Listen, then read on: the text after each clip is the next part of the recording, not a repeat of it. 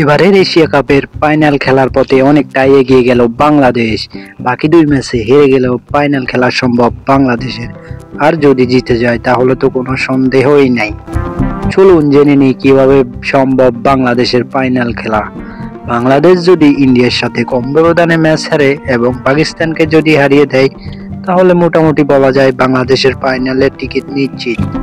বাংলাদেশ শ্রীলঙ্কার সাথে যেভাবে দাপট দেখিয়ে জিতেছে, আগামী দুই ম্যাচে এটা বাংলাদেশ দলকে অনেক আত্মবিশ্বাস করবে। দুই ম্যাচের এক ম্যাচ জিতলেই মিলে যেতে পারে ফাইনালের মেগা টিকিট। আর যদি ভারত এবং পাকিস্তান দুই দলকেই হারিয়ে দেয় তাহলে তো ফাইনাল শতভাগ নিশ্চিত, এটা ধরাই যায়। কিন্তু ভারত এবং পাকিস্তানের বিপক্ষের এই দুই ম্যাচে বাংলাদেশের একাদশে আনতে হবে হালকা একটু পরিবর্তন। গত ম্যাচে পেসার শরীফুল ইসলাম যেভাবে 4 ওভারে বেদরিক পেটিয়ে খেয়েছেন এবং 4 ওভারে 50-এর মতো রান দিয়েছেন, এটা দলের জন্য ইন্ডিয়ার সাথে হবে আশঙ্কাজনক।